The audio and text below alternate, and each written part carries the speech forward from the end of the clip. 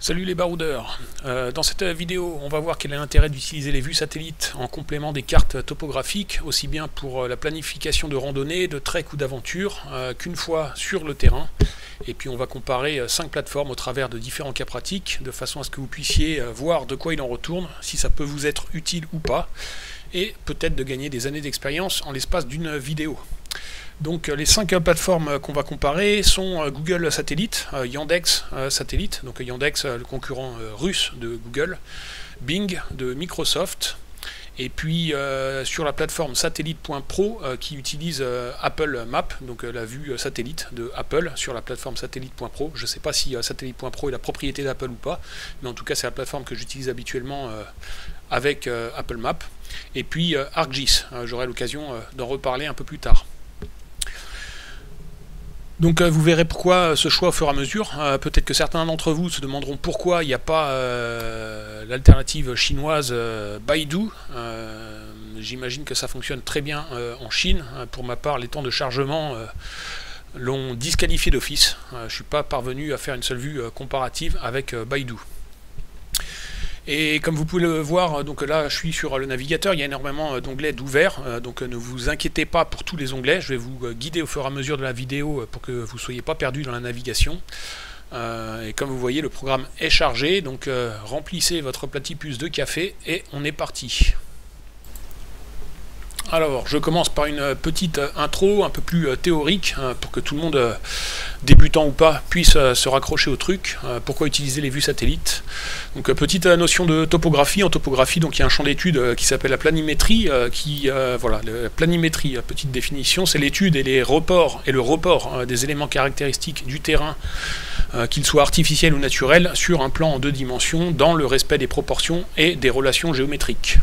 Donc tout simplement, voilà, reporter tout ce qu'on trouve sur le terrain de façon fidèle sur une carte. Donc quand on reporte tous les éléments du terrain sur une carte, ensuite ça présente des avantages et des inconvénients, puisqu'on représente le terrain à l'aide d'un ensemble de signes conventionnels. Donc ça, voilà, on appelle ça la signologie, qu'on peut trouver dans la légende des cartes topographiques, et qui permet d'en faciliter la lecture et la compréhension. Et donc, en codifiant le terrain, on omet un certain nombre d'informations et de caractéristiques qui sont le plus souvent inutiles à l'orientation, mais qui, dans certaines situations particulières, peuvent au contraire nous être utiles. Donc ça, voilà, quand il y a quelque chose sur le terrain et puis qu'on le représente graphiquement par un signe, eh bien, voilà, ce signe nous indique la présence de cette chose, mais omet les caractéristiques de cette chose.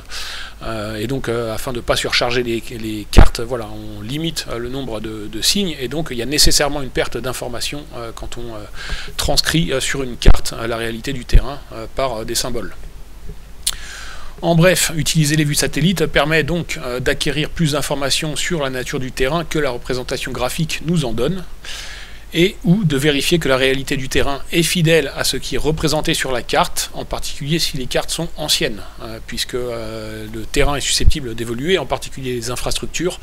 Quand on a des cartes qui ont plus de 10 ans d'ancienneté, il est toujours possible, voilà, que de nouvelles routes soient construites, que des départementales se transforment en nationales, peut-être que des forêts soient rasées, que de nouvelles voies ferrées soient construites, etc. Donc parfois, c'est pas systématique, mais parfois les vues satellites sont plus à jour que les cartes, et donc ça permet aussi voilà, de ne pas être surpris par ce genre de situation, voire de les anticiper, et puis de modifier, pourquoi pas, son itinéraire en conséquence, de façon à s'adapter. C'est un cas qui m'est arrivé face à une départementale qui avait été transformée en nationale lorsque je faisais le chemin de Compostelle avec d'anciennes cartes IGN, et donc cette nationale avait été grillagée sur les côtés, et puis un terre-plein central avec une glissière de sécurité avait été installé, donc il n'était plus question de la traverser comme je l'avais prévu, et puis en regardant les vues satellites à l'avance, eh ben, j'ai pu modifier mon itinéraire en conséquence, ce qui m'a évité, voilà, de me retrouver confronté au grillage et de faire quelques kilomètres supplémentaires pour rejoindre un pont. Donc quelques exemples, vérifier les routes. Voilà, les vues satellites, ça permet donc au-delà de savoir si une route est une départementale ou une nationale d'après la carte topographique, une vue satellite nous permet d'évaluer sa fréquentation avec plus de précision, d'évaluer s'il est facile ou sécurisé de la traverser, si elle dispose de bas-côtés ou s'il sera facile ou confortable de la longer. Ça permet également de vérifier les points d'eau, permet d'évaluer la largeur d'un cours d'eau pour savoir s'il est envisageable de le franchir. Et ça permet d'évaluer donc les probabilités qu'un point d'eau ou une rivière soit à sec ou pas pour se ravitailler. Ça permet également de vérifier la végétation, donc aux abords d'un point d'eau ou d'une rivière pour en vérifier l'accessibilité, terrain public ou privé par exemple, ça c'est un cas classique le long de cours d'eau ou d'étangs.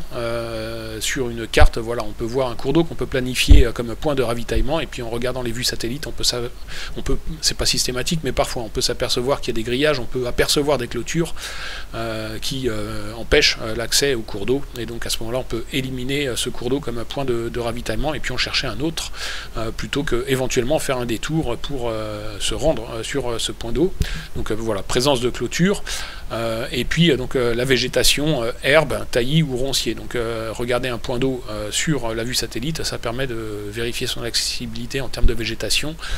Si on voit que c'est que des buissons et des ronces, bah, ça va être compliqué. Donc ça c'est le genre de détail que parfois on peut voir sur la vue satellite, malgré que ça soit aussi susceptible de changer et pas 100% fidèle. Pour un point de bivouac aussi, les vues satellites permettent souvent d'évaluer l'ancienneté de la forêt ainsi que sa densité, donc voilà, ça permet de se faire une idée plus précise de la nature de la forêt, là où on veut planifier un bivouac, alors que sur une carte topographique, on va être limité aux quelques signes qui nous indiquent la nature de la forêt, s'il s'agit de résineux ou de feuillus, etc. Donc là, on va pouvoir s'assurer de la taille des arbres, et de leur densité, etc. Donc ça peut être parfois une information utile, en particulier dans des zones un peu périurbaines, où les zones de forêt, les parcelles de forêt sont assez restreintes, et donc plutôt que, voilà, surtout que c'est assez long de randonner en zone périurbaine avec toutes les routes, etc. Donc quand on repère une zone, voilà, une zone boisée, pouvoir s'assurer un peu de la végétation qu'il y a dessus avant d'y aller pour bivouaquer, voilà, c'est toujours utile. Et ça permet également, voilà, de vérifier si une semi-carrossable sur la carte constitue en pratique un axe forestier principal ouvert, sur lequel sont plus susceptibles de circuler gardes forestiers, bûcherons, donc en l'occurrence les camions de transport du bois, ou des cyclistes et promeneurs, ou bien s'il s'agit d'un chemin secondaire sous couvert forestier, moins praticable et plus propice à trouver de la tranquillité. Donc ça aussi, voilà, sur des cartes IGN ou autres, sur des cartes topographiques en général, les semi-carrossables en fait recouvre tout un tas de chemins et routes semi-carrossables, mais on n'a pas plus de précision que ça, et donc jeter un coup d'œil sur les vues satellites permet d'avoir une idée un peu plus précise de la nature de la semi-carrossable, et puis voilà, savoir si on va y trouver un peu de tranquillité ou pas. Donc la liste n'est pas exhaustive, mais voilà, c'est juste en guise d'introduction, et puis on va voir plus d'exemples au cours de cette vidéo.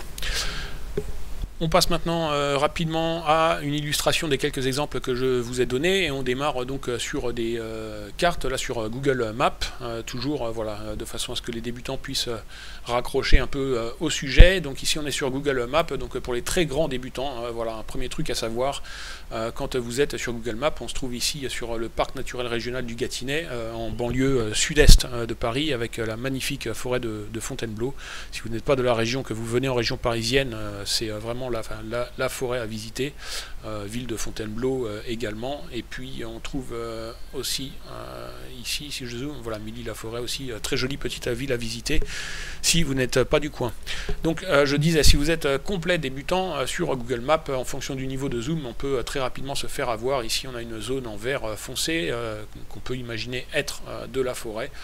Quand on passe ensuite sur OpenStreetMap, donc avec une carte un peu plus topographique, on peut s'apercevoir que ce qu'on pouvait prendre pour de la forêt a fondu, a disparu, et qu'une grosse partie de tout ça est en réalité des champs.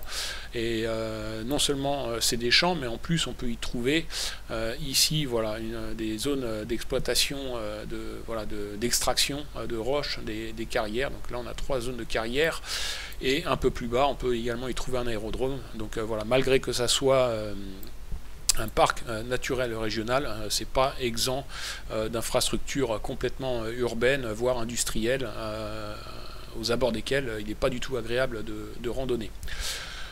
Ensuite, pour le petit cas pratique simulé, pour revoir les exemples de l'introduction, imaginons qu'on arrive en randonnée du nord, ici, qu'on passe par Milly-la-Forêt, et puis qu'on vise pour point de bivouac et de ravitaillement en eau, les points d'eau et la rivière qui se trouvent ici. Il s'agit de la vallée de l'Essonne avec la rivière de l'Essonne. Et donc, voilà, on évite les départementales principales, et puis on envisage d'emprunter cette petite route en diagonale ici. Et donc quand on passe sur une carte topographique, un peu plus topographique, puisque là c'est OpenStreetMap, donc il n'y a pas les courbes de niveau, donc on peut s'apercevoir que cette petite route, quand on zoome un peu, il s'agit d'une départementale, en l'occurrence la D1, et puis même en zoomant plus, voilà, on a très peu d'informations sur la nature de la route, est-ce que ça va être possible de l'emprunter ou pas, est-ce qu'il y a des bas-côtés, quel est le degré de circulation dessus, donc ça c'est une première chose qu'on peut voir. Quand on passe sur vision satellite, tout de suite tout devient plus clair, on voit un peu voilà, les sites d'excavation, et puis on peut directement zoomer sur la route, donc là on voit vraiment qu'il s'agit d'une petite départementale. Et quand c'est possible, c'est pas toujours le cas, on peut soit attraper notre bonhomme ici et le parachuter, ou bien zoomer directement et passer en vue subjective. Et donc voilà, là on voit qu'on est dans la journée, et puis il y a de la circulation tout de même. On voit que c'est une petite départementale, qu'il y a des bas-côtés qui sont entretenus, donc là il y a un coup de tondeuse qui a été passé. Ça c'est toujours un truc à prendre en compte. Donc déjà voilà, on sait que potentiellement c'est possible de marcher sur le bas-côté, qu'on va pas être contraint de marcher sur la chaussée. Ça c'est une bonne chose. Après, toujours prendre en compte les saisons et ne jamais se fier à ce qui peut repousser. C'est-à-dire que là, si on emprunte cette route, il y a toujours une possibilité que l'herbe fasse 50 cm de haut et ne soit pas du tout praticable comme ça. Donc si on arrive en fin de journée, que c'est un peu encore sur le début du printemps ou l'automne, que les journées sont courtes et qu'il fait nuit, c'est pas exclu qu'on se retrouve à marcher dans 50 cm d'herbe à la lampe frontale au bord d'une route pleine de circulation. Ensuite, donc je disais, voilà, là on peut déjà observer qu'il y a pas mal de voitures. Ensuite, ça va être vraiment à la fois la combinaison de ce qu'on peut observer sur la vue satellite, de notre expérience de randonneur, de notre expérience de conducteur, et puis de la connaissance à la fois du terrain et de la région, qui va permettre de déterminer avec la plus grande exactitude possible le niveau de fréquentation de la route, et puis de décider au final si on va l'emprunter ou pas, même ne serait-ce que là en longer un petit tronçon. Et donc là en l'occurrence, voilà, on voit qu'il y a de la circulation, et on se trouve donc dans le parc du Gâtinais. On a, quand on regarde aussi, très souvent c'est important, regarder la configuration générale des lieux. En l'occurrence, on a, je ne sais pas si je peux enlever ce bleu là, je ne sais pas comment est-ce qu'il est apparu. Si on repasse, le bleu veut pas partir, c'était pas prévu ça. Hop, voilà. Si on passe sur une vue globale, on voit qu'on a la ville de Fontainebleau, donc, qui est la grande ville du coin, et donc une départementale principale qui relie ensuite Milly-la-Forêt, qui est aussi une ville importante du coin, et qui relie ensuite Étampes, beaucoup plus grosse ville. Donc là, on a vraiment un axe principal très fréquenté. Et le cas classique dans ce genre de configuration, c'est que en fait, tous les gens du coin vont essayer, dès que ça va circuler un peu trop sur cette route-là, tant que c'est possible dans leur itinéraire, les gens vont décharger et prendre les parallèles. Et donc aux heures de pointe, c'est très probable que cette petite départementale se retrouve très fréquentée, voilà, puisqu'on est dans la banlieue éloignée de Paris, mais voilà, c'est encore ce que moi je considère la banlieue parisienne, puisqu'on est encore sur le réseau RER. Et donc voilà, c'est une départementale qui, malgré sa petite taille, risque d'être très fréquentée aux heures de pointe. Hors des heures de pointe, c'est quelque chose que voilà, éventuellement on peut envisager. Autrement, personnellement, dans le cas présent, si j'arrive en fin de journée à l'heure de pointe, eh bien j'essaierai de prendre voilà, des chemins parallèles, chemins d'exploitation d'agriculteurs ou autres semi-carrossables sur le côté. Ensuite, quand on continue, on arrive ici dans la vallée de l'Essonne. Et puis on peut avoir eu l'idée sur la carte de viser, admettons, cette zone-ci pour point de bivouac. Alors première chose qu'on peut observer, j'avais Open Topomap, je l'ai plus, bon c'est pas grave. C'est qu'ici on a très peu d'informations, on a du feuillu, voilà, la signologie nous indique simplement du feuillu, donc on peut imaginer que tout est boisé, et donc passer sur la vue satellite, déjà première surprise, on s'aperçoit qu'en fait il n'y a pas de forêt comme on pouvait l'imaginer d'après la carte. On a simplement une petite partie ici. Pour ceux qui se demandent, oui, pourquoi cibler une zone ici, évidemment, si vous êtes complètement à la campagne, c'est pas le genre d'endroit auquel vous êtes, dans lesquels vous êtes habitué de bivouaquer. Quand on fait de la randonnée itinérante longue distance, parfois quand on passe dans des zones périurbaines, etc., c'est le genre d'endroit qu'on peut venir rechercher. Ici, l'une des raisons principales, eh bien, ça serait qu'on est pris en étau, en fait, cet endroit-là est pris en étau entre la rivière et la voie ferrée, ce qui peut assurer une certaine tranquillité par rapport aux riverains qui sortent se promener le soir, par rapport à la circulation, etc. Voilà, les gens qui se baladent ici, qui sortent promener leurs chiens, vont pas nécessairement traverser la rivière. Et puis ici également, voilà, la voie ferrée assure un peu de tranquillité. Donc voilà, quand on est dans ce genre de zone périurbaine, c'est potentiellement un genre d'endroit qu'on peut rechercher parce que ça peut sembler garantir une certaine tranquillité. Autrement, donc, du coup, ce qu'on voit par rapport à la carte topographique, donc la zone boisée est beaucoup plus petite que ce que nous indiquait la carte topographique, et puis on peut voir qu'à côté on a de la végétation très basse, on aperçoit les reliefs au sol, et donc on est vraiment sur une végétation très basse. Et on se trouve en zone humide. Là on a la rivière ici, on a un étang de ce côté-ci, on a également un petit étang ici, une petite mare ici.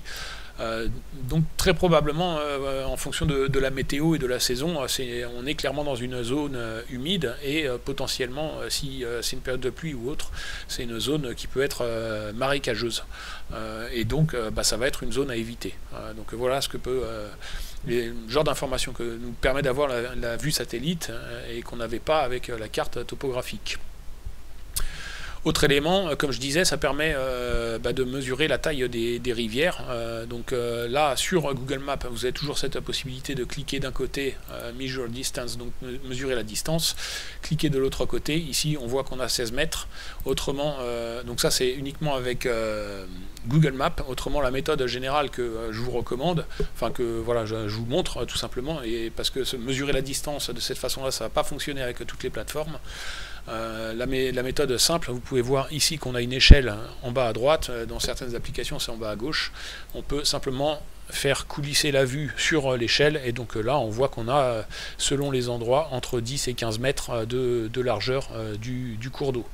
Donc ça nous permet tout de suite de savoir, voilà, 10-15 mètres, c'est pas un truc qu'on peut traverser comme ça, c'est un truc où il va y avoir de la profondeur, donc il va falloir obligatoirement chercher un pont, et puis même en plein été, voilà, c'est pas une rivière qui va se trouver à sec, ou même si on peut apercevoir le fond, c'est pas une rivière qu'on peut espérer traverser, en particulier, voilà, si c'est pas du caillou, si on n'est pas dans une région minérale où il y a du rocher dans le fond, où c'est que du sédiment dans le fond, il n'y a pas vraiment d'espoir de le traverser.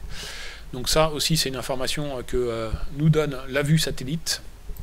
Et pour terminer sur le dernier exemple des points d'eau, ravitaillement, donc on peut imaginer voilà, qu'on passe ici en randonnée, et donc ici on pouvait prévoir par exemple de se ravitailler dans la rivière au niveau de ce pont. Et donc si ça veut bien, qu'est-ce qui se passe encore? Genre de bug que j'avais pas lors de la répétition, voilà. Non, il me fait ça directement, bon c'est pas grave. Donc là on a un pont qui passe sur l'Essonne, et ça nous permet eh bien, de voir un peu la végétation aux abords. Est-ce qu'il y a un petit sentier qui descend le long de la route pour accéder à la rivière ou pas? Est-ce qu'il y a de l'herbe? Et ce genre de choses. Donc là on voit que c'est des arbres, et puis il n'y a pas de petits sentiers visibles pour accéder à la rivière. Et puis on peut voir, voilà, ici qu'on a un château, tout ça c'est un terrain privé, là il y a tout un truc d'arbres. Ici probablement un portail de ce chemin qui permet d'accéder au château, donc a priori on ne va pas pouvoir accéder à l'eau ici, donc on voit que c'est un peu des terrains privés de part et d'autre, et que donc on va pas pouvoir, si on peut pas faire le plein d'eau depuis ce pont là, ça risque d'être assez compliqué en fin de compte d'accéder à une autre partie de la rivière un peu plus loin. Là il y a des pavillons, donc on va pas pouvoir contourner et puis accéder via un petit chemin à la rivière. Donc ça permet de voir ce genre de choses qui sur une carte topographique ne sont pas forcément visibles. Et donc encore une fois, l'avantage en particulier voilà, de Google Satellite, eh bien, c'est qu'on peut zoomer, c'est pas toujours possible, mais quand c'est possible, voilà, on peut zoomer, passer en vue subjective et se faire directement une idée de la végétation de part et d'autre du pont. Donc là, voilà, on voit qu'il y a un peu de hauteur avec des arbres. On voit que la végétation est assez dense ici, que la barrière revient, donc parfois malgré la végétation, il y a quand même un petit accès avec un chemin en terre. Ici, a priori, ça ne va pas être le cas, la végétation est dense, des buissons, donc voilà, l'accès va être très très difficile et donc compromis. Ici, on voit qu'il y a une certaine hauteur également. Et donc ça va pas être possible de faire le plein d'eau, et donc dans ce cas là je vous recommande de regarder la vidéo que j'avais faite il y a longtemps déjà sur comment faire le plein d'eau depuis un pont. Dans ce genre de cas de figure, voilà, ça va être tout à fait approprié, ça vous permettra de faire le plein d'eau dans ce genre de situation et de ne pas modifier votre itinéraire d'une façon qui pourrait le rallonger excessivement pour faire le plein d'eau, ou de perdre une demi-heure, une heure à trouver un moyen d'accès en essayant les différentes possibilités de part et d'autre de la rivière et de la route pour trouver un point d'accès. On continue sur l'exemple suivant concernant les points d'eau, un cas classique. Quand on randonne en campagne, c'est les étangs. Très souvent, quand on voit un étang sur une carte topographique, voilà, on a un petit étang, ici une route, un petit étang, et puis on se dit bon bah ok, je vais faire le plein d'eau ici, pas de souci. Et très souvent, ce qui se passe en campagne, c'est qu'il s'agit d'étangs privés, très souvent d'étangs de pêche, et les étangs de pêche privés très souvent sont clôturés, et donc l'accès est extrêmement compliqué ou impossible. Donc ça c'est voilà, un cas classique que j'ai rencontré énormément, en particulier en Bourgogne, il me semble, de mémoire.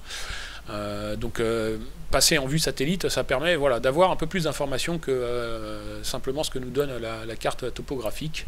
Et donc en l'occurrence ici, quand on passe là, voilà, en vue satellite, on peut voir un peu plus l'étang, ça permet aussi de voir un peu la qualité de l'eau. Alors évidemment c'est susceptible de changer en fonction de la saison, etc. Mais voilà, il y a souvent des éléments voilà, qui sont assez révélateur. Et puis voilà, si déjà sur Google Satellite on voit de l'eau marron croupie avec énormément d'algues en surface sur la totalité, etc., voilà, ça a priori ça exclut un peu le point d'eau.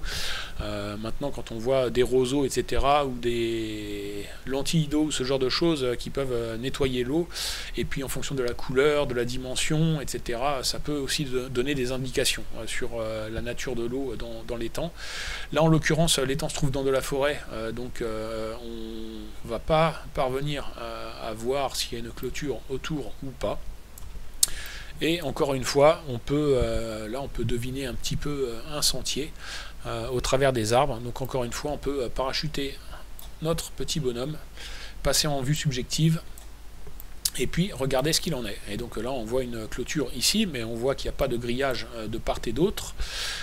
On voit également voilà, qu'il n'y a pas lieu de grimper la clôture, il n'y a pas de panneau de propriété privée ou voilà, vraiment qui décourage de pénétrer sur le terrain. On peut passer à côté sans difficulté, sans problème. Donc voilà, ça ne sera pas vraiment une infraction de passer ici juste pour se réapprovisionner en eau.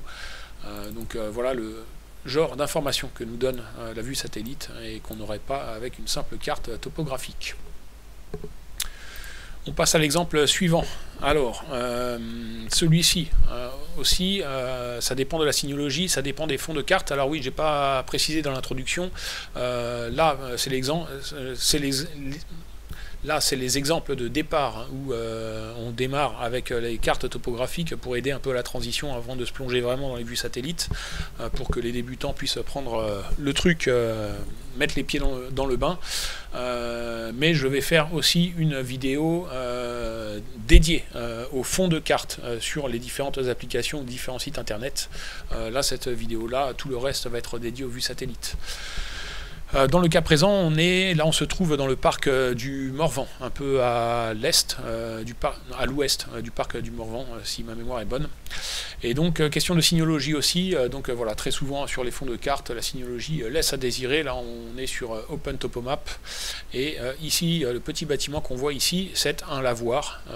Donc voilà, ça c'est un truc à savoir aussi en fonction des fonds de carte. On peut manquer des informations tout simplement parce que la signologie n'est pas pertinente. Et donc là, potentiellement, on peut manquer un point d'eau et puis chercher un point d'eau plus loin alors qu'on pourrait se ravitailler ici.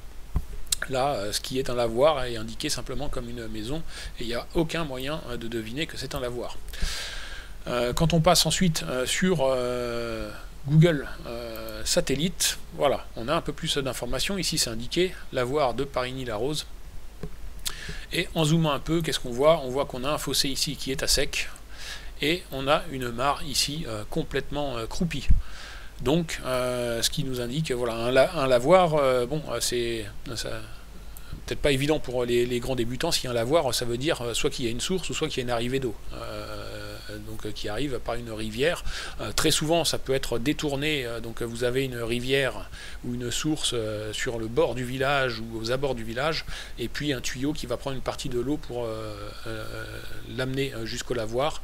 Mais très souvent, le plus souvent, tout de même, on a une source ou une rivière juste au niveau du lavoir. Là, en l'occurrence, ici, on voit qu'on a une mare complètement croupie, un truc qui est à sec.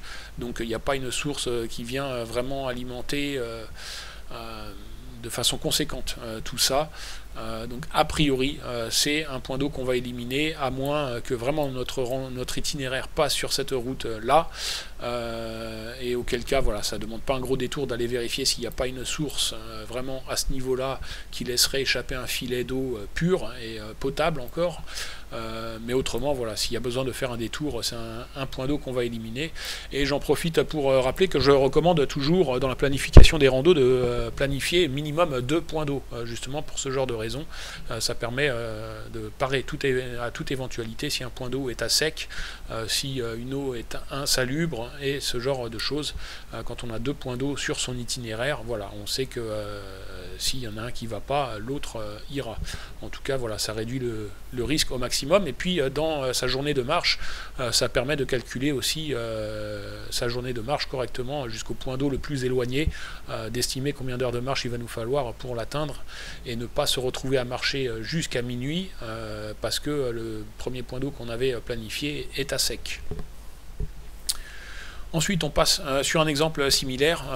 Donc là, on est sur OpenStreetMap, version, elle a une variante celle-ci, puisqu'on a les courbes de niveau, je ne sais plus quelle est cette variante. Mais de la même façon, ici, problème de signologie, on a un lavoir, donc on ne sait pas que c'est un lavoir. Donc encore une fois, voilà, si on randonne avec OpenStreetMap, on peut manquer des points d'eau pour rien, et puis rallonger sa marche ou faire des détours inutilement, ou calculer un itinéraire finalement qui n'est pas forcément le plus pratique par endroit, par manque d'informations, puisqu'on n'a pas de cours d'eau visible, il n'y a même pas voilà, on ne sait pas ce qu'il y a. Une maison, c'est le même signe que pour les maisons. À l'inverse, ici, on a voilà, un rectangle bleu, et on verra ce que c'est ensuite. Sur OpenTopomap, même chose, toujours ici, voilà, même signologie que pour les habitations, on ne sait pas ce que c'est. On passe sur Google Satellite. Cette fois, c'est indiqué, lavoir d'Azevin ou d'Avin, je ne sais pas comment on prononce les locaux. On est toujours dans le parc du Morvan. Et donc là, quand on zoome un petit peu, donc on ne voit pas de cours d'eau, mais encore une fois, on peut parachuter notre petit bonhomme et analyser un peu la situation. Et donc, hop, je vais me placer à un endroit où on a un peu de vue. Là, on voit qu'il y a des champs. Et surprise, quand on zoome dessus, voilà, très souvent, voilà, dans les lavoirs, quand c'est des vieux lavoirs, etc., très souvent, l'eau peut être pas forcément croupie, mais voilà, pleine d'algues, etc., dans le bassin du lavoir. Et donc, on va préférer se recharger à côté du lavoir, soit à la source qui alimente le lavoir, ou soit à la rivière. Et donc là, en l'occurrence, on peut observer, voilà, qu'ici, on a de l'eau qui passe, ou qui s'écoule du lavoir. et puis il y a une bonne largeur, il semble y avoir 10 cm de profondeur au moins, donc on peut supposer que même par temps chaud, on trouve encore un filet d'eau propre dans lequel on puisse se réapprovisionner. Donc a priori, celui-ci c'est un point d'eau qu'on va pouvoir retenir comme une option possible sur notre itinéraire, si on planifie 2 points d'eau. Voilà, ça peut être par exemple le premier point d'eau qu'on planifie de bonne heure, et puis voilà, ce qui nous conduit à faire une journée avec peut-être 1 heure de plus pour atteindre le point d'eau suivant, si celui-ci est à sec. Ensuite, exemple suivant, on se trouve maintenant dans la forêt de Fontainebleau, du côté de Arbonne, je crois, oui c'est ça, chemin d'Arbonne.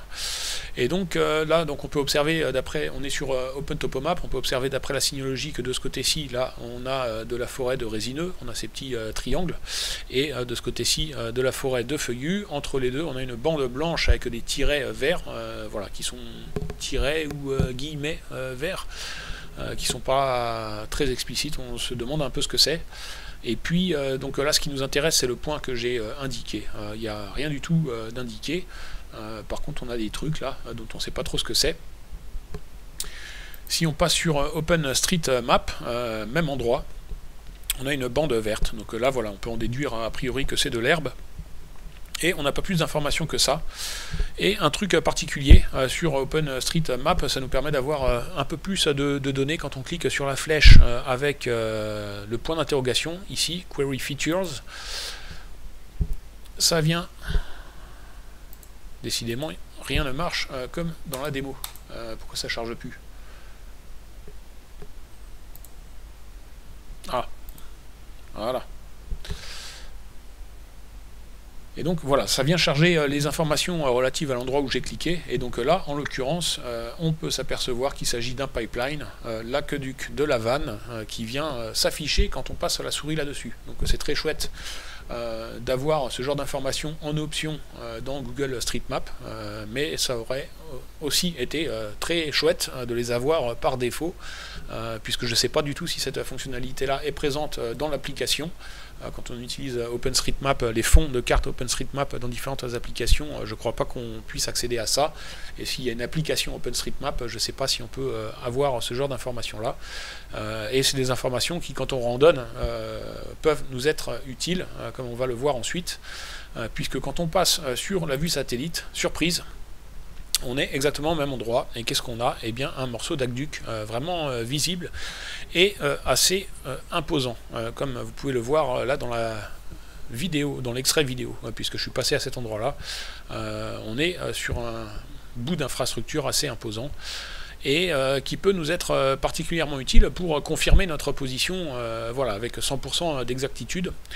Et cet exemple-là est intéressant en particulier pour les totalement débutants, les grands novices en randonnée, parce que ce genre de truc, c'est le genre de truc qui peut faire parfois qu'on se paume totalement en randonnée, puisque un cas classique, quand on débute, très souvent on n'est pas sûr à 100% de sa position, on a des doutes, au moins voilà, on sait approximativement sur une certaine distance, sur un certain rayon où on est, et puis très souvent ça peut arriver qu'on avance sur une route ou un chemin, et puis en fait on enlève 100% de nos doutes lorsqu'on arrive à l'intersection suivante. Et quand on arrive là-dessus en débutant, et puis que ce genre d'infrastructure n'est pas marqué sur la carte, on peut vraiment se dire qu'on s'est planté. Et ce qu'on fait dans ce genre de situation, eh bien, c'est qu'on va chercher dans un rayon d'1 kilomètre ou 2, en fait, s'il n'y aurait pas un truc sur la carte qui ressemblerait à ce qu'on observe.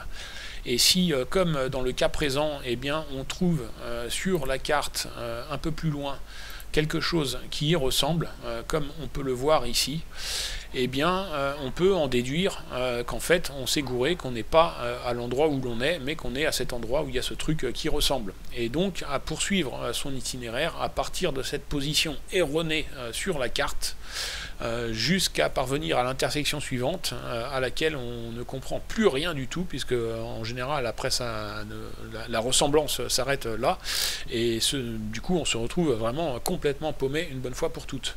Bon, là, en l'occurrence, voilà, l'exemple assez limite, puisque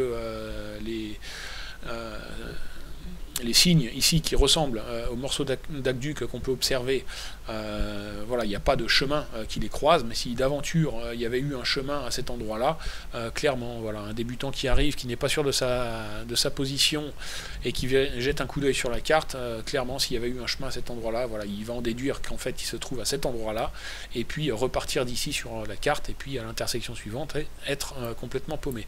Donc ça, c'est vraiment un cas classique pour les grands débutants en randonnée, pour se paumer magistralement. Je voulais faire une vidéo sur le sujet, je l'avais faite d'ailleurs, mais je ne l'ai pas uploadée et j'ai l'intention de la refaire. Je voulais l'intituler comment se paumer magistralement, ou un titre de ce genre-là, parce que c'est vraiment un cas d'école. Quand on débute en randonnée, ça arrive pas souvent, mais très souvent dans les situations où on s'est paumé en débutant la randonnée, il y a très souvent ce cas de figure qui revient, de confondre notre position avec une autre sur la carte. C'est vraiment un cas classique. On passe ensuite à l'exemple suivant, des incohérences entre ce qu'on peut observer sur la carte et sur la vue satellite. Donc ici, voilà, on a une petite intersection. Encore une fois, voilà, je passe un peu les différences ici. Là, sur OpenStreetMap, en réalité, ici, c'est toujours une route carrossable. Et donc ici, d'après la signalogie IGN, on peut supposer une semi-carrossable. Cette partie-ci est encore goudronnée, et ça se transforme en semi-carrossable un peu plus loin. Donc on a simplement une séparation. Sur OpenTopomap, même situation, sauf que sur OpenTopomap, on peut voir, je suis au niveau de zoom maximum là, mais on peut voir ici que ça continue en route carrossable, ici, donc c'est un peu plus accurate, comment on dit ça, un peu plus juste, un peu plus fidèle à la réalité. Et puis ici on a un chemin qui monte. Quand on passe sur Google Satellite, voilà, on a cette séparation qui est ici, le niveau de zoom est un peu plus fort. Et puis sur cette partie-là, on peut observer qu'il y a un truc qui passe au-dessus de la route, vert. Je ne sais pas si je vais retrouver les photos, c'est un endroit où je suis passé pas mal de fois. On se trouve en plein centre de l'Allemagne, là j'ai oublié de vous dire, l'exemple se trouve dans la campagne en plein centre de l'Allemagne, comme vous pouvez deviner d'après le nom des rues et là du cours d'eau. Et donc là ici il s'agit d'un pont au-dessus de la route, et un pont voilà, en pierre, un peu comparable avec une arche, un peu comparable à celle qu'on pouvait observer sur l'Aqueduc précédemment, et puis assez imposante, c'est-à-dire qu'un petit camion pourrait passer en dessous, pas un semi-remorque, mais voilà, les petits camions, je sais pas, 12 mètres cubes ou 9 mètres cubes, là je sais pas combien ils font, les petits camions pourraient passer en dessous. Donc c'est un truc quand même, quand on est à pied, ça peut surprendre. Il s'agit en réalité voilà, d'un pont d'une ancienne voie ferrée. Alors là je pense que ça doit être, ici c'est une petite ferme, donc là ça doit être un peu plus les roues du tracteur qui ont marqué ça, mais enfin voilà, il y avait l'ancienne voie ferrée qui passait comme ça ici, et qui se poursuivait par là, et on peut retrouver un peu les vestiges de cette voie ferrée en différents endroits dans la région. Et donc ça aussi, voilà, c'est le genre d'éléments qui peuvent dérouter quand on débute, et parfois qui peuvent aussi s'avérer utiles pour confirmer notre position ou pour s'orienter si on a ce genre d'informations là. Alors dans le cas présent, voilà, on ne va pas chercher ce genre de choses, mais quand on arrive sur ce genre d'endroit avec sa carte topographique, avant de commencer à être perdu sur la carte topographique, chercher aux alentours, etc., parfois ça peut valoir le coup juste d'ouvrir Google Maps, switcher en vue satellite et vérifier s'il y a un pont ou pas à l'endroit où on se trouve.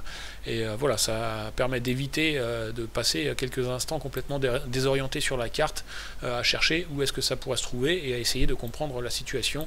On peut voilà, obtenir une explication à la situation directement en quelques secondes, parfois simplement en ouvrant Google Maps et en basculant en vue satellite. Donc voilà pour la série d'exemples pour l'introduction, et puis on va passer ensuite aux différents exemples où on va comparer les 5 vues satellites, donc les 5 plateformes des 5 applications que j'avais mentionnées précédemment. Et pour ça, avant de se plonger dedans, je voulais vous parler juste, puisque je vous avais mentionné que on va aussi comparer ArcGIS, et que c'est sans doute la plateforme que vous connaissez le moins, en tout cas c'est la moins connue d'entre les plateformes qu'on va voir. Donc je voulais juste faire un petit mot dessus. Donc ArcGIS, c'est produit par Esri, et ArcGIS, donc le GIS, c'est l'acronyme anglais pour Système d'information géographique, et donc c'est un logiciel. C'est pas simplement comment on appelle ça, un truc de visionnage de cartes et de vues satellites sur Internet. C'est également un logiciel comme QGIS, pour ceux qui connaissent ce genre de logiciel de cartographie, et qui permet voilà, d'utiliser différents fonds de cartes avec différentes couches, etc. Et donc Esri et ArcGIS voilà, produisent de la data et font de la modélisation et ce genre de choses. ArcGIS est payant, donc si vous cherchez, donc pas l'accès à la vue satellite et à la carte, mais le logiciel ArcGIS est payant. Si vous cherchez une alternative gratuite pour travailler sur des cartes personnalisées, etc., je vous recommande le logiciel QGIS qui est open source et gratuit et tout aussi puissant. Donc très rapidement, pour vous donner une idée de quoi il s'agit, voilà, donc là c'est une version gratuite du logiciel ArcGIS, version gratuite en ligne, donc voilà, on a tous les fonds de cartes, donc ça permet voilà, de créer différents types de cartes pour travailler avec différents types de données dans le cadre de différents projets. Donc on a également l'imagerie satellite, donc tout ça c'est ce qu'on appelle les fonds de cartes, donc en anglais base map, et puis ensuite vous avez les layers, donc les calques, comme on peut avoir dans un logiciel de photo, Photoshop ou GIMP. On peut mettre des calques pour créer des couches, et donc là il y a deux couches qui sont intéressantes, qui peuvent vous intéresser, donc que vous pouvez retrouver que ce soit avec QGIS ou ArcGIS, et qui sont intéressants quand on planifie des aventures. Vous avez, alors là je sais plus où est-ce que je l'ai mise, où est-ce que c'était, mais vous avez des couches parfois des couches météo qui vous permettent de visualiser les anticyclones que vous pouvez rajouter sur les cartes, et puis vous avez des couches également avec le vent qui vous indique les directions du vent et leur force. Ça c'est aussi personnellement très intéressant pour le canoë quand il y a des grands lacs à traverser, etc. Jeter un coup d'œil de temps à autre avant une aventure sur un endroit en particulier, ça peut voilà, donner une idée un peu de ce à quoi s'attendre sur un grand lac. Et puis vous avez aussi voilà, des couches comme ici, donc là c'est pour les États-Unis, les feux sauvages, les incendies de forêt aux États-Unis. Vous avez aussi voilà, les points chauds et les feux. Donc là on peut choisir des couches et les ajouter à la carte Add to Map. Donc là voilà, c'est un peu long à charger. Mais voilà, donc là ici la vue satellite détecte les points chauds et puis nous les indique sur la carte. Et donc alors en France on n'est pas très concerné, mais ça peut arriver en Scandinavie en été, c'est quelque chose qui surveille aussi attentivement, et en fonction des années et des risques d'incendie, il y a des interdictions de feu également en Scandinavie, malgré qu'il y fasse très frais comparativement à la France. Et pour ceux qui veulent faire le Triple Crown, ou voilà, les trois grands trails, les trois grands True Hike aux États-Unis, voilà, c'est très souvent sujet à des incendies. Ça passe dans des zones qui sont très souvent sujettes à des incendies, et pas seulement les incendies sont un danger, mais également les fumées qui peuvent voilà, circuler sur de grandes distances. Donc c'est un truc à surveiller si vous planifiez un True Hike aux États-Unis, ou bien y compris le Trans-Canadian Trail qui traverse le Canada d'est en ouest ou d'ouest en est selon comment vous voulez le prendre, et qui démarre je crois quelque part ici et puis traverse tout le Canada. Je crois que ça passe au nord du lac supérieur et puis se termine je crois même ici. Après il y a quelques petites variantes, mais il me semble que ça se termine ici. Et ça traverse tout ça. Donc également sur le Trans-Canadian Trail, il y a en été, voilà, il y a à certains endroits des risques de feux de forêt à surveiller. Donc avoir ce genre de couches, ça permet d'avoir ce genre d'informations voilà, qui sont inaccessibles avec des cartes topographiques. Donc ça c'est aussi l'un des intérêts des vues satellites. Et voilà, dans des cas particuliers de ce genre de logiciel, même si après évidemment on peut trouver des sites internet dédiés qui vont faire ça, et puis peut-être en lesquels on peut avoir un peu plus confiance que en certaines couches là qu'on peut charger comme ça, et donc voilà, on ne sait pas comment elles sont actualisées, etc. Mais voilà, c'est toujours une information intéressante à avoir. Et pour le fun, je sais plus où est-ce que c'est, bon je vais passer dessus, mais par exemple pour les Parisiens, vous pouvez installer une couche qui vous indique toutes les stations de Vélib sur l'île de France. Donc vous pouvez vous créer votre propre carte Vélib par exemple. Donc voilà pour ArcGIS. On peut maintenant passer au comparatif. Alors comme vous allez voir dans les onglets suivants, voilà, histoire que vous ne soyez pas perdus, les onglets sont regroupés par 5. À chaque onglet, il y a 5 sous-onglets. Et donc quand je viens cliquer dessus, un sous-menu apparaît avec 5 onglets, et donc à chaque fois ces 5 onglets, chacun des onglets correspond à l'une des plateformes que je vous avais énoncées lors de l'introduction, donc Google, Bing, Yandex, Apple et ArcGIS. Donc ça va être comme ça plus ou moins pour tout le reste, et on va pouvoir comme ça passer par tous les cas pratiques.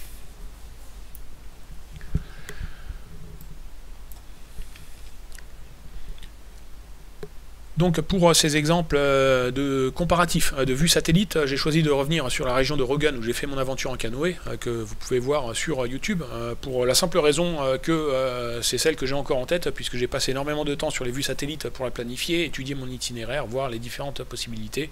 Donc c'est encore dans cette région-là que j'avais le plus d'exemples en tête pour faire vraiment des cas pratiques de différentes sortes. Et donc on démarre par une échelle de zoom en fait qui commence à nous intéresser pour de la planification de trek ou d'aventure. Ça sert à rien de perdre du temps sur une échelle plus grande puisque voilà, on peut rien en faire. Ici on a une échelle où on commence à avoir une vue globale de la région.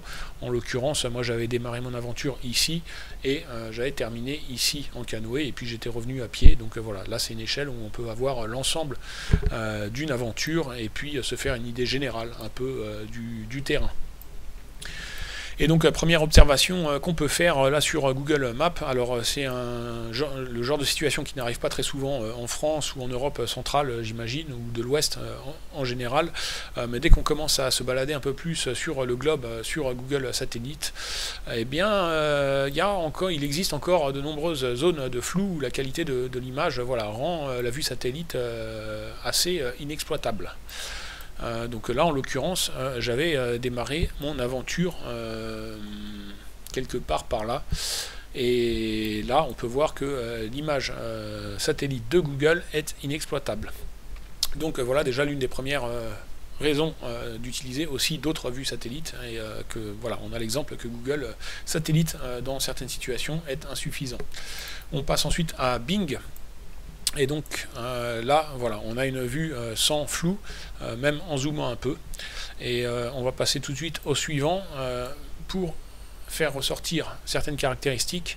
Là, ici, on est sur Yandex, donc de la même manière, voilà, on a des différences d'image lorsqu'on zoome cette région-là. Je ne sais pas à quoi c'est dû, mais on a toujours cette partie-là. Malgré tout, ici, ça reste lisible. On a une différence de colorimétrie, etc., mais ça reste lisible. Donc c'est déjà un point pour Yandex. Ensuite, quand on passe sur satellite.pro, donc là c'est la vue d'Apple, pareil, on a une meilleure lisibilité, il n'y a pas de différence comme ça de flou qui gêne la lisibilité. À cette échelle-là, je précise bien, c'est quelque chose qu'on va voir dans les différents exemples suivants, ça peut varier en fonction des échelles. Et donc ArcGIS, là c'est beaucoup plus sombre, donc voilà, c'est un peu gênant quand on compare. Après quand on utilise plutôt ArcGIS que les autres, on peut ajuster la luminosité de son écran en conséquence. Mais autrement voilà, on a aussi une très belle qualité d'image. Et voilà, vous allez voir que c'est une plateforme qui a un grand intérêt aussi. Et première chose qu'on peut remarquer, que voilà, je voulais attirer votre attention dessus. Ici, donc, on est sur Bing, Microsoft. On a cet ensemble de nuages ici, et puis un nuage triangulaire ici. Vous pouvez voir là, la pointe ici vient rejoindre la pointe de ce lac. Quand on passe sur Yandex, alors où est-ce que c'était? Voilà, ici. On a de nouveau cette masse de nuages ici, avec la pointe du nuage qui rejoint la pointe du lac ici. Donc voilà, ça dépend des échelles, comme je vous disais, ça dépend des échelles de zoom.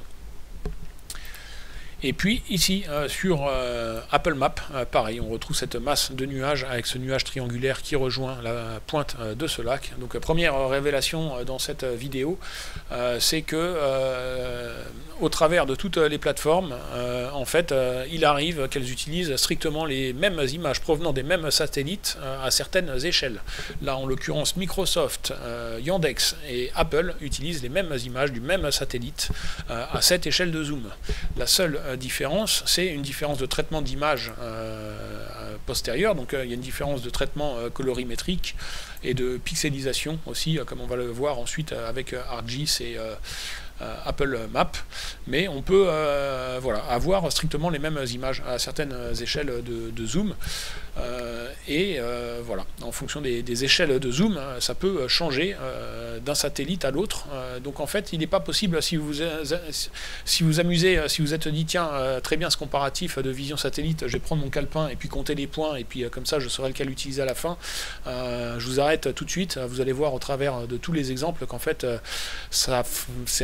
on n'arrive pas vraiment à une conclusion tranchée, ça fonctionne pas comme ça, en fonction des niveaux de zoom, en fonction des endroits sur la planète, parfois une plateforme va avoir les meilleures images plutôt qu'une autre, et parfois deux plateformes vont utiliser les mêmes images, parfois deux autres plateformes vont utiliser les mêmes images, et il n'y a pas vraiment il n'y a pas un satellite en fait qui va être spécifique à chaque plateforme. On peut retrouver les images utilisées par une compagnie et puis ensuite utilisées par l'autre. Donc voilà, il n'y a pas de, comment on dit, je trouve plus le mot, enfin voilà, il n'y a pas une compagnie qui a la main mise sur un satellite et avec la qualité d'image qui lui est propre, vraiment ça peut changer à chaque fois. Ensuite, on passe l'exemple suivant, donc on est toujours sur la région de Rögen, oui j'ai pas précisé, donc on est plus ou moins on est en Suède et à côté de la frontière norvégienne. Et donc là sur cet exemple là, donc on est en plein dans le flou qu'on voyait précédemment sur Google Satellite, et on se trouve au point de départ de mon aventure, donc la route passant ici, moi je me suis garé ici, et voilà, j'ai démarré d'ici. Donc là, voilà, la vue est assez inexploitable, on ne voit pas de quoi il s'agit. Je précise que je suis au niveau de zoom maximum. Donc là, voilà, on a même du mal à savoir de quoi il s'agit, si on peut s'y garer ou pas, si c'est une zone industrielle, si c'est une entreprise, on ne sait pas ce que c'est.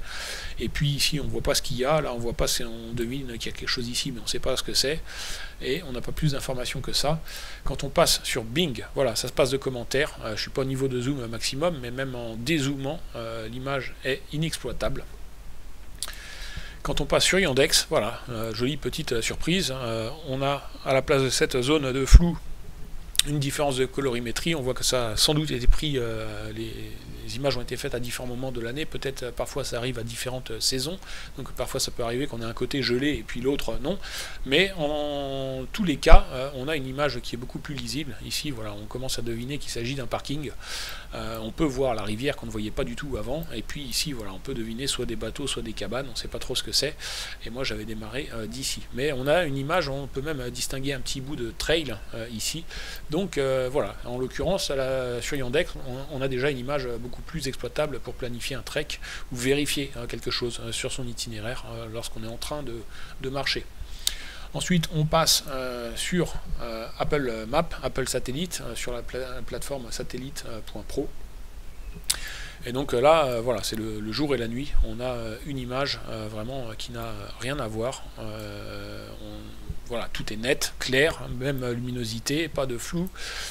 Ici, on peut zoomer franchement, sans avoir peur d'y aller, et puis on peut compter les voitures, on voit qu'il y a un baraquement ici, on voit le début du trail, on voit que ça sépare en deux, on voit la rivière, un petit pont dessus, c'est que du bonheur.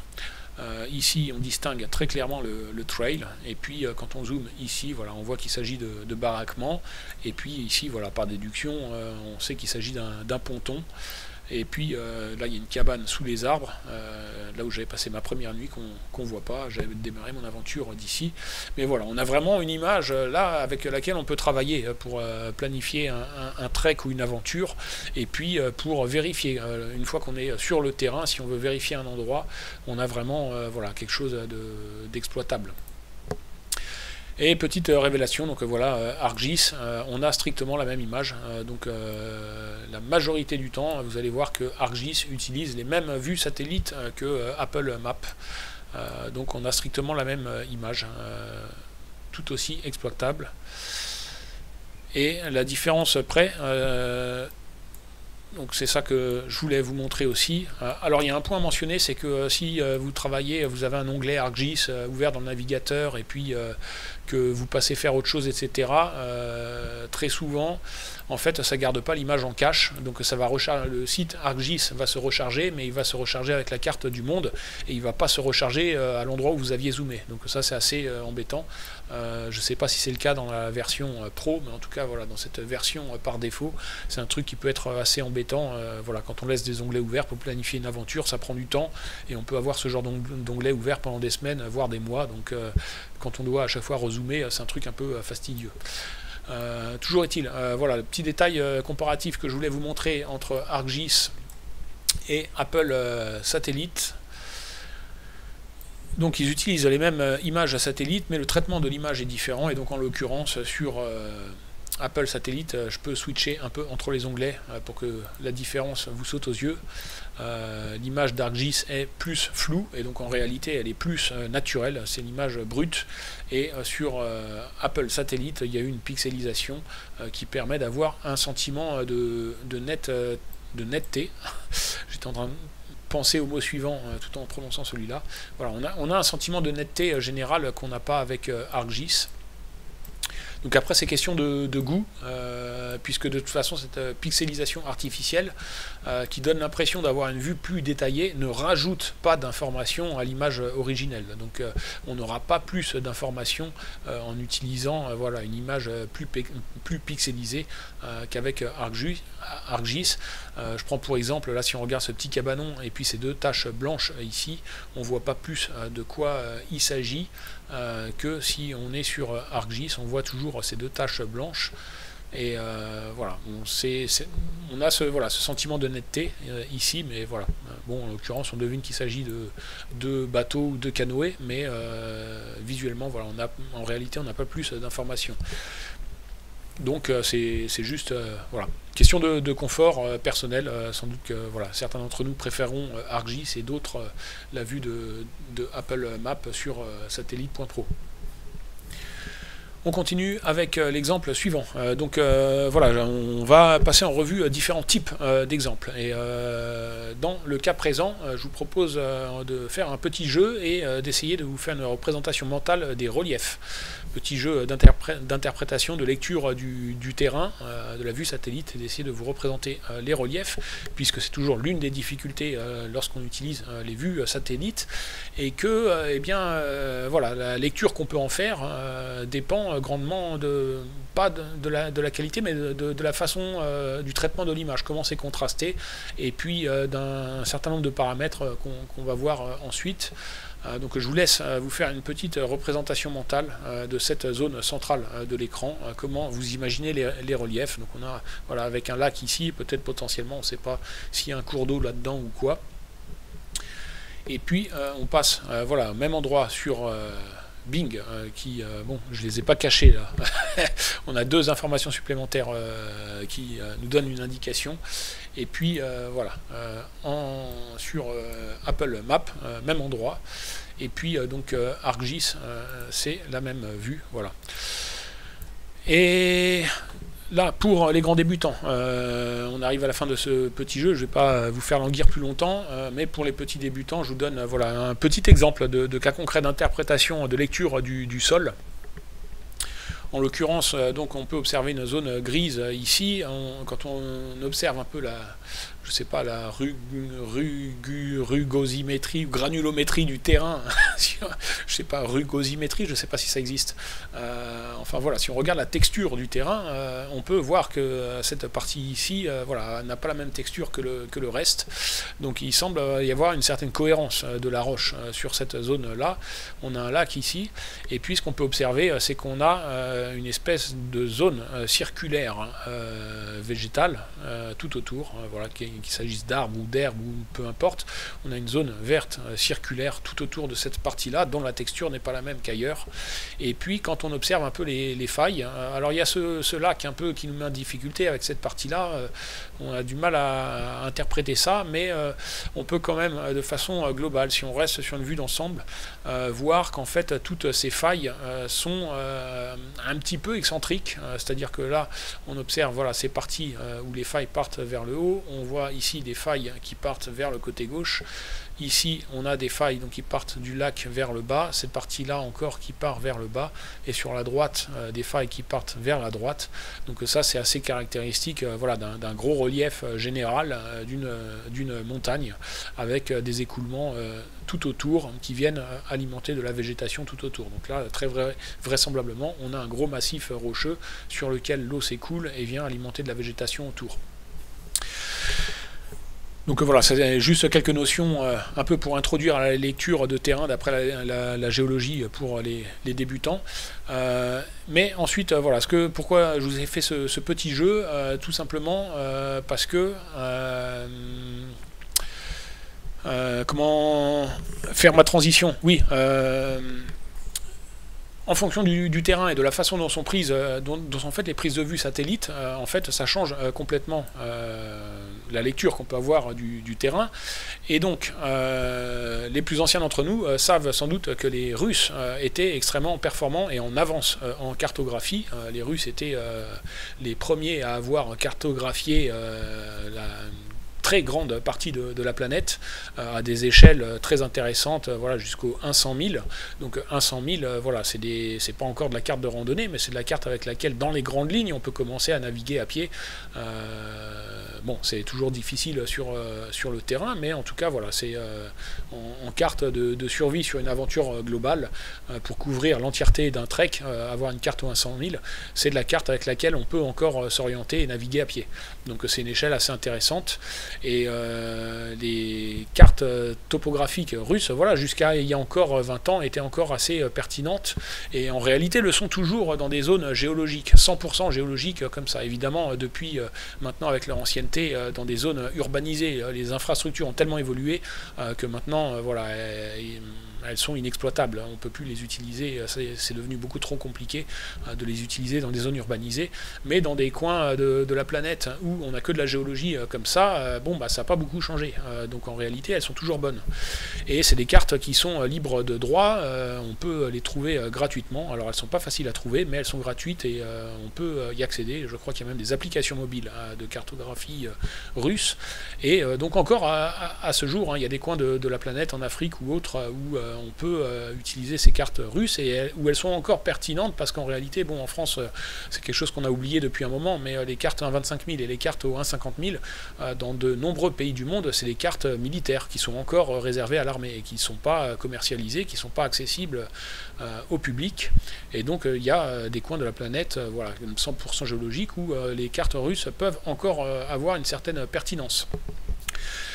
Et donc, pourquoi je vous raconte tout ça? Eh bien, parce qu'en sachant cela, en connaissant cette avance qu'ont eu auparavant les Russes en topographie, on peut s'attendre, ou on peut se demander, voilà, quelle va être leur spécificité, ou bien est-ce qu'ils vont avoir une spécificité au niveau des vues satellites. Et là, dans les exemples qu'on a vus précédemment, bon, ça cassait pas des briques. Eh bien, c'est là où on va voir un peu quelle est la spécificité russe quand on passe sur la vue satellite d'un relief. Voilà, vue satellite russe. Alors, c'est pas...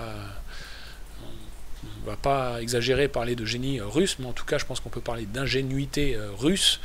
Les Russes ont eu l'intelligence d'utiliser des images de satellites, de faire leur prise de vue lorsque les lumières sont rasantes, ce qui permet de projeter les ombres. Et donc, sur une vue satellite, d'avoir une lecture des reliefs beaucoup plus facile et beaucoup plus juste, avec beaucoup moins d'erreurs d'interprétation que sur toutes les autres vues satellites. Et donc ça, c'est vraiment ce qui fait l'intérêt et la particularité des vues satellites russes, c'est quelque chose que j'ai vérifié en plusieurs endroits en France, dans les Alpes. Ici on se trouve sur Roggen, voilà, au centre un peu en dessous du centre de la Suède, et puis j'ai un autre exemple, voilà, c'est quelque chose que j'ai vérifié à différents endroits en Scandinavie, puis on verra ensuite un exemple dans le cercle arctique. Ça semble être assez constant.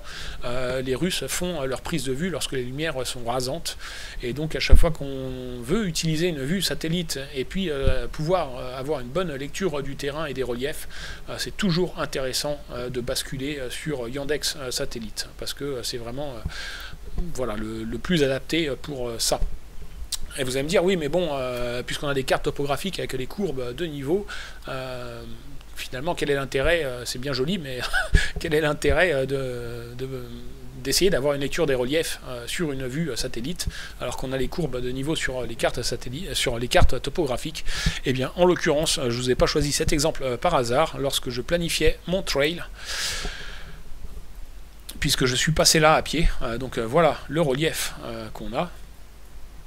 Et en l'occurrence, le trail passe ici, arrive d'en haut, s'arrête ici. La ligne violette étant la frontière, à gauche on a la Norvège et à droite la Suède. Le trail s'arrête ici, et ici il n'y a pas de trail. Et puis ça reprend ici. Et donc il m'a fallu décider, est-ce que voilà, c'est juste une humeur de Open Topomap, pourquoi ils n'ont pas mis ça? Je me suis dit, bon, il doit y avoir un pierrier, ça ne doit pas être bien marqué. Et puis, est-ce que je fais un détour, ou est-ce que je tente le coup, est-ce que je parie sur le fait que je vais pouvoir rallier les deux, ou est-ce qu'il y a une vraie raison, et puis que le trail s'arrête, et puis que c'est vraiment pas praticable entre les deux? Et puis, sachant que les détours, voilà, ça me faisait faire un détour beaucoup plus au nord, qui me rallongeait énormément l'itinéraire, et puis de même au sud. Voilà, dans ce genre de région, il y a les trails ne circulent pas en parallèle, et donc ça me faisait vraiment faire un très gros détour. Et donc je voulais me faire une idée du terrain entre les deux. De prime abord, je me suis dit, bon, il doit y avoir un pierrier. C'est le cas classique dans les Alpes. Voilà, dans un pierrier, c'est très difficile de garder un trail marqué. Donc très souvent, voilà. Sur le terrain, en principe, sur les cartes IGN, le trail est marqué, mais quand on arrive sur place, on ne le voit pas. Là, eux, je ne sais pas pourquoi, ils ont décidé de ne pas le marquer.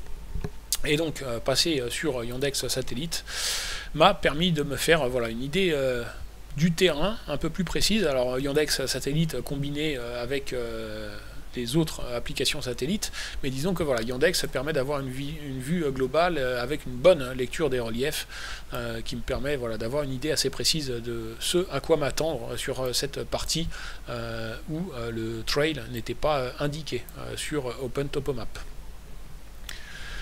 Voilà, donc on passe ensuite à l'exemple suivant, et donc là on va passer très rapidement dessus puisque c'est un peu un second exemple voilà, sur la lecture du terrain et des reliefs,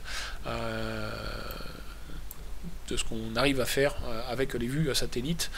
Donc là encore une fois, voilà, là ce genre de longue ligne en Scandinavie, il peut s'agir d'une frontière, donc il coupe la végétation à l'endroit de la frontière. Il peut parfois s'agir aussi de pistes pour motoneige et chiens de traîneau, ou sinon le plus courant, comme on a partout dans le monde, il s'agit de lignes à haute tension ou de lignes électriques. Ensuite, voilà, interprétation, quand on se fie simplement aux quelques ombres qu'on peut observer aux différences de couleurs, on peut s'imaginer une ligne de faîte ici qui arrive à un sommet avec une autre ligne de faîte ici, donc on a un sommet un peu triangulaire avec voilà, des différences de couleurs qui marqueraient ce petit sommet, un petit alvègue ici qui remonte sur une autre ligne de faîte ici, et puis soit une partie plate ou qui redescend un petit peu avec cette ligne électrique supposée ici, et ici de nouveau soit un massif rocheux, ou bien très souvent en Scandinavie ça peut être des zones brunes comme ça dans du vert, ça peut arriver que ce soit des marécages. Quand il y a de l'eau en permanence sur une zone herbeuse, bah, l'herbe pourrie devient brune, et ça ressort comme des zones brunes sur les vues satellites. Mais en l'occurrence, là, il s'agit plutôt voilà, d'un relief rocheux, d'un petit massif rocheux. Donc voilà, après comment, ça c'est une première interprétation qu'on peut avoir. Quand on passe sur Google Satellite, c'est un peu plus contrasté, donc on peut se faire une idée un peu plus précise. Et quand on passe sur Yandex, voilà, révélation, on a encore une fois des lumières rasantes, et donc là on voit clairement qu'il s'agit d'un sommet, et puis que ça redescend complet. Là on est vraiment sur tout le flanc. Alors malgré tout, voilà, avec des variations, on peut voir dans les jeux de lumière quand même qu'il y a des variations de pente, et que la première interprétation avec ces lignes de faîte ici n'est pas complètement erronée. En réalité, là voilà, on a une ligne de changement de pente. Ici, sans doute une partie un peu plus raide, une partie un peu plus douce, une ligne de changement de pente, une partie un peu plus raide, et puis voilà, ensuite avec ces quelques lignes de faîte qui voilà, sont des lignes de fracture, où vraiment ça vient descendre sur la rivière.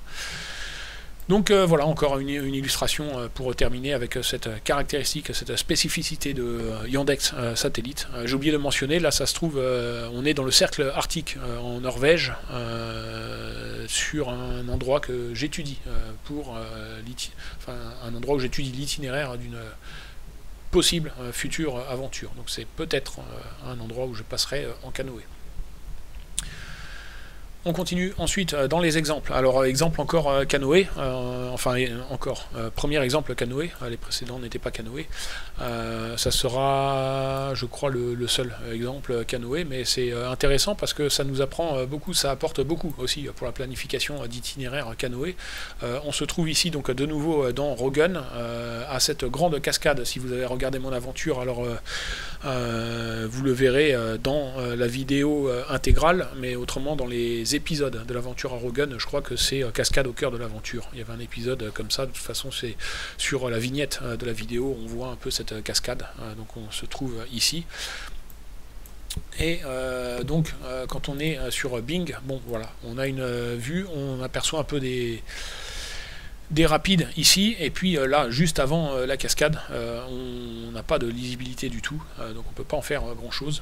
Sur Google Satellite, c'est pas mieux. Là, les rapides sont à peine lisibles. On les devine à peine. On sait même pas trop si c'est des arbres ou des rapides. Ici, on n'a strictement aucune idée de ce qu'il y a. Un élément intéressant, toutefois, c'est qu'on peut voir que le niveau d'eau n'est pas le même. Donc, switcher entre des vues satellites, comme les images ont été faites à différents moments de l'année, parfois ça permet de se donner une idée, en fait, des différences de niveau d'eau qu'il peut y avoir. Alors après, voilà, c'est jamais exhaustif, c'est jamais une science exacte, mais voilà, parfois ça permet de se faire une petite idée. Là, Yandex Map, bon, bah, c'est pas sa spécificité, donc là, il a une image complètement inexploitable. Apple Map, voilà, super image. Donc du coup, ArcGIS, comme c'est similaire, hop, on va le zapper. Sur Apple Map, sur satellite.pro, là cette fois on voit que le rapide est vraiment visible, et puis juste avant la cascade, voilà, on voit ici qu'on a une partie d'eau, et puis un espèce de petit silo, et puis une partie d'eau ici comme ça, et qui a là un bon débit d'eau comparativement aux autres vues satellites. Donc ce que ça permet de faire parfois, ben voilà, c'est se dire, anticiper à l'avance. Par exemple, il pourrait y avoir c'est quelque chose d'important, parce qu'il pourrait y avoir par exemple un trail qui passe ici, et ça permet par exemple de décider si par exemple on s'arrête ici et puis on rejoint le trail, peut-être on a 10, 20, 30 mètres à faire dans les cailloux pour rejoindre le trail, et puis on se retrouve avec un sentier un peu plus praticable pour faire un portage, quitte à aller plus loin, ou bien s'arrêter soit juste avant le rapide ou juste avant la cascade, mais voilà, peut-être rencontrer un terrain 10 fois plus accidenté, dans lequel on va avoir peine à débarquer, dans lequel on va avoir peine à porter son matériel, et finalement passer plus de temps qu'en prenant le trail sur une distance plus longue, et puis avec un risque de blessure plus grand aussi. Donc avoir ce genre de vue, ça peut aider à prendre ce genre de décision. Parfois sur des points critiques, c'est toujours intéressant, quand on est sur le terrain, sur téléphone, de jeter un coup d'œil là-dessus, ou bien même lors de la préparation, si on veut faire ça complètement en amont. Et donc là, en l'occurrence, ce qu'on peut voir, ce qu'on peut planifier éventuellement, une option possible, et qu'on aurait difficilement pu faire sur les autres vues satellites, voilà, on peut envisager de prendre le rapide, tenir la gauche, et puis aller se réfugier dans cet édit pour débarquer de façon sécurisée avant la cascade. On est en plus de prime abord du côté où il y a le moins de courant, voilà, là, en plus on est sur un très légère courbe.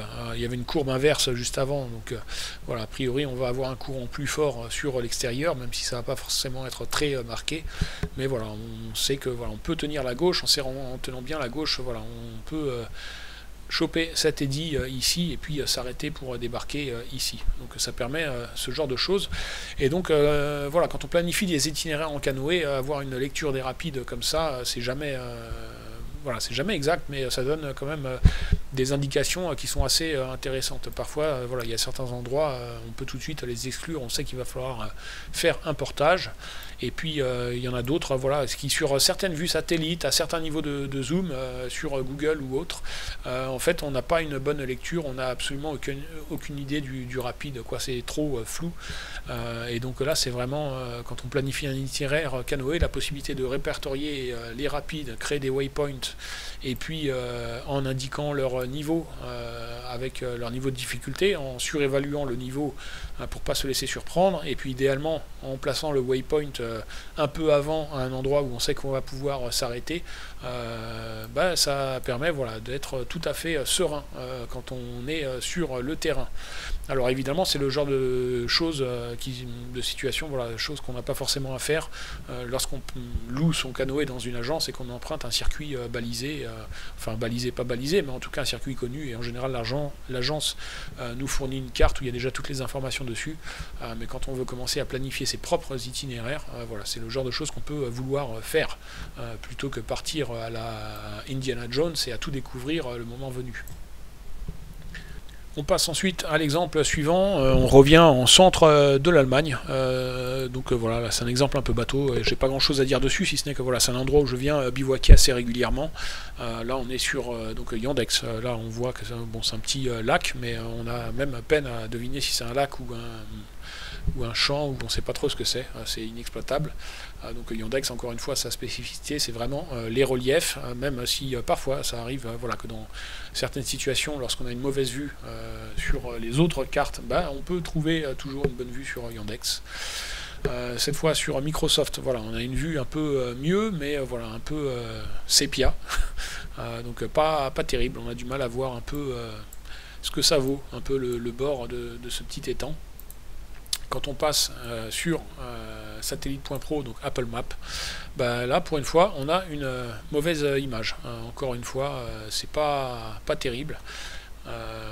Et quand on passe sur ArcGIS, on a une bonne image. Alors c'est ça un peu l'intérêt de cet exemple, c'est que vous avez vu tout au long des différents exemples précédents, ArcGIS utilisait la même image que Apple Maps, donc à chaque fois les mêmes images de satellite de bonne qualité qui sortaient du lot comparativement aux autres.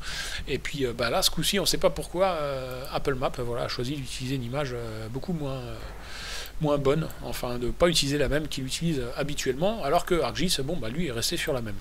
Donc c'est aussi voilà, l'un des intérêts d'ArcGIS, de retrouver cette imagerie satellite là où Apple Maps ne l'utilise pas, et on ne sait pas pourquoi.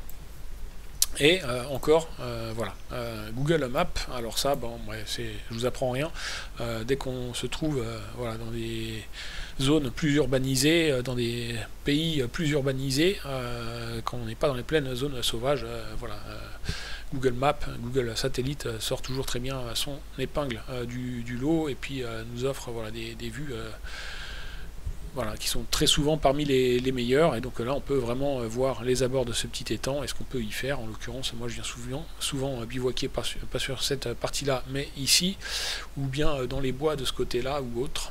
J'ai fait pas mal de vidéos dans ce coin là. Donc voilà, on en a fini avec ces exemples. Je pourrais en ajouter une cinquantaine, et puis on pourrait y passer 3 heures si on voulait être exhaustif et puis qu'on voulait prendre tous les cas de figure qu'on peut rencontrer sur le terrain. Là l'idée c'était juste de faire un petit panel qui permette d'illustrer, de faire ressortir un peu les différences principales qu'il y a entre ces différentes vues satellites, vous permettre de réaliser qu'il y a, même si globalement voilà, la vue satellite de Apple Maps donne de meilleurs résultats, il y a toujours des situations où ça ne va pas être la meilleure, que dans certaines situations, quand on veut interpréter le terrain, Yandex peut nous être d'un grand secours, et quand on débute, voilà, avec Google Satellite, ça va très souvent faire l'affaire tant qu'on ne part pas dans dans la pampa, loin de la civilisation. Donc voilà, ça nous a permis de faire ressortir un peu tout ça, et puis vous, après, d'ajuster tout ça en fonction de votre niveau de pratique, du type d'aventure que vous planifiez. Voilà, j'espère que tous ces exemples vous auront permis de vous faire une idée, et puis d'ajuster un peu votre usage de tout ça, de voir si ça vous est utile ou pas. Et ensuite, pour terminer, spécificité française, quoique je ne sais pas si c'est une spécificité française, mais il me semble, de Google. Là, on a sur les Alpes, et je pense sur toutes les chaînes de montagne en France, je pense que ça va fonctionner sur les Pyrénées aussi. Google a introduit, je pense que tous les montagnards doivent le savoir, mais Google a introduit de la perspective. Alors, il faudrait que je zoome un peu, et puis que je vous cherche un exemple.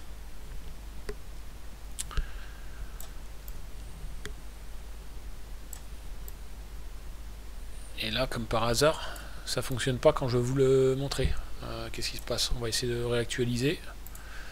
Voilà, j'ai éclairci le problème. Donc, spécificité française sur les massifs montagneux. On a Google a introduit de la perspective, donc qui n'était pas activée par défaut, alors que la première fois que je l'avais fait, c'était activé par défaut. C'est pour ça que du coup, je ne comprenais pas pourquoi ça ne fonctionnait pas. Si c'est pas activé chez vous, en cliquant en bas à droite ici sur Layers, ensuite vous cliquez sur More, ça sera en français chez vous, je pense. Et ensuite, voilà, Globe View. Il faut que cette option soit activée. Si l'option est désactivée, vous n'aurez pas la perspective. Quand c'est activé, la perspective est activée. Et donc, ça permet, maintenant je vais pouvoir chercher un exemple. On va essayer de chercher une ombre. Voilà. Si on prend par exemple cette partie-ci, l'ombre qui se trouve là, quand on déplace ensuite la carte ici, on peut voir que l'ombre s'est complètement aplatie. Et donc ça rajoute un peu de la lisibilité pour l'interprétation des reliefs. Donc en fait c'est tout simplement Google Satellite avec cette ingéniosité russe de mettre des ombres, mais du coup là des ombres voilà, qui se modulent en fonction du point de vue, de façon à accroître encore plus cet avantage qu'on trouvait déjà sur Yandex Satellite. Et donc ça c'est un truc super utile pour tous ceux qui pratiquent la montagne.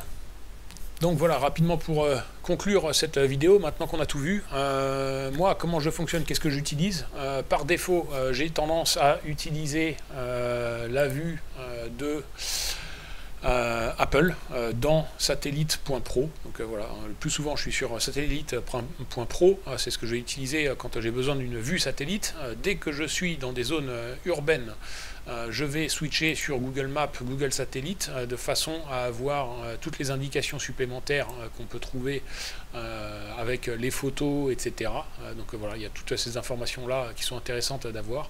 Donc dès que je cherche des infrastructures, des choses voilà, en lien avec la ville, des magasins, des points de ravitaillement, etc., je vais travailler sur Google Maps ou Google Satellite. Après, quand je suis sur de l'étude de terrain pure, recherche d'itinéraire, planification d'itinéraire, je suis sur satellite.pro avec Apple Satellite. Et puis, quand je suis sur des cas particuliers de relief ou autre, je bascule sur Yandex Maps. Donc voilà, principalement, c'est Google Satellite et Apple Satellite sur satellite.pro. Cas particulier de relief, Yandex Satellite. Et puis ensuite, tous les cas où il va y avoir une zone de flou, un truc pas très lisible ou comme ça, à ce moment-là, je vais aller essayer sur Bing ou autre pour tenter d'éclaircir la situation. Mais sinon, voilà, c'est trois plateformes de base, même deux plateformes de base principales, Google Satellite et puis satellite.pro. Donc pour l'urbain et pour le terrain, les deux en combinaison, et puis le reste pour éclaircir les cas particuliers.